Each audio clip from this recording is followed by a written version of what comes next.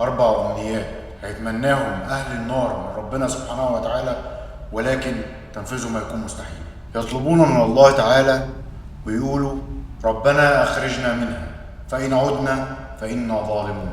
بيتمنوا إن هم يخرجوا من النار، ولكن ربنا بيرد عليهم وبيقول لهم قال اخسئوا فيها ولا تكلمون. بعد رفض الطلب ده هييأسوا من روح الله بعد ما عرفوا إنهم مش هيخرجوا منها أبدا. ويجي هنا وقت الأمنية التانية، يا ترى هيطلبوها من مين؟ من مالك خازن النار. ونادوا يا مالك ليقضي علينا ربك. تخيلوا ان كل الشفاعة اللي بيتمنوها من ربنا انه بس يموتهم، نفسهم انهم يموتوا عشان بس يرتاحوا من العذاب. دول اللي كانوا بيحبوا الدنيا وعمرهم ما كانوا يتمنوا الموت ابدا. فيرد عليهم مالك قال انكم ميتون، يعني كده كده انتوا قاعدين في النار. الامنية التالتة امنية يقشعر لها الابدان، يا ترى ايه هي؟ وقال الذين في النار لخزنة جهنم ادعوا ربكم يخفف عنا يوما من العذاب. يا الله، بس يوم؟ كل احلامهم ان يرتاحوا يوم من العذاب. مش دول اللي كانوا كفرة وفجرة في الارض؟ ويرد عليهم خزنة جهنم ويقولوا قالوا اولم تك تأتيكم رسلكم بالبينات؟ قالوا بلى، يعني حصل.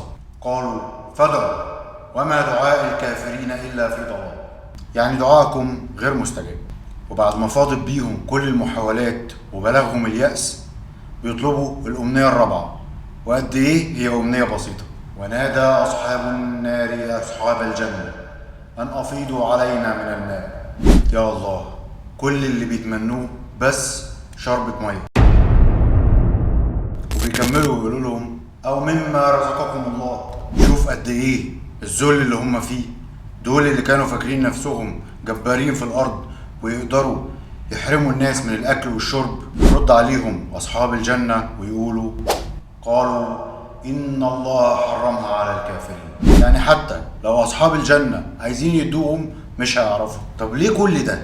الناس دي عملت ايه عشان ربنا يعمل فيها كده؟ دول الذين اتخذوا دينهم لهوا ولعبا. طب وايه كمان؟ وغرتهم الحياة الدنيا. طب ايه جزائهم بعد كل ده؟ فاليوم ننساهم. طب ليه؟ كما نسوا لقاء يومهم هذا وما كانوا بآياتنا يجحدون. ربنا يحفظنا ويحفظكم من النار ويجعلنا جميعا من التائبين الصالحين. اعملوا شير للفيديو لعل وعسى ان يكون سبب في هداية حد، وخليكم فاكرين ان الدال على الخير كفاعله. سلام عليكم.